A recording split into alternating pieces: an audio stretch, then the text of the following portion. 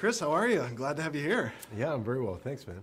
Listen, I want to start off by saying thanks for this is the thanks you get, because TikTok's going to love this thing, and I feel like dropping that in around I'm Just Ken, like, people are going to love this song. How happy are you with the results of that? Yeah, I'm so excited about the whole film, really. I'm stunned by what Ariana was able to do. I mean, not stunned, really. We already know how brilliant she is at what she does, but to see the magnitude of what she can pull off is pretty extraordinary. That song is so fun, and I had so much fun making that and creating that with, or helping the already created beautiful piece of music that Julie and Benjamin had written.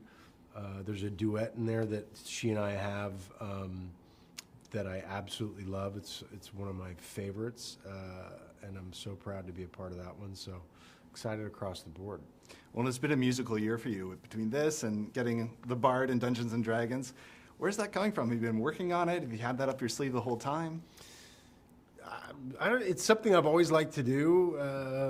I sang a bit in high school and did a musical, Into the Woods, like 10 years ago now, and did a little thing with Barbra Streisand, which was super fun. And you know, I've kind of been doing it here and there, and so when they called up and asked me if I wanted to get back into it, I totally said yes and jumped in. Well, it's your first big Disney role, Disney villain. I feel like the villains always get to have more fun. So I'm curious about how you built out at Magnifico's, not just persona, but the laugh, the evil laugh, because everyone's got it, right? Yeah. The great thing about doing animation is you get to come in and try 1,000 different things, 1,000 different ways, and then it's up to the directors to pick what avenue they like. So the most fun for me is to go in there and just play pretend. The guy is obviously has an inflated ego and low self-esteem, just kind of classic human psychology. It was fun to mess around with that and to give them all sorts of different cackles for the bad guy. Well, there's such a history of villains too. Was there one in your mind that you looked at, or a few that you looked at for inspiration? No, I mean, look, Scar, Jafar, Gaston. Disney is chock full of some of the best bad guys on the planet. So I think the best thing I could do is try to do my own thing and hopefully make it into the pantheon. Well, I'm curious, just on a general level, what is the Disney movie that is right here in your heart? Because everyone's got that one, right?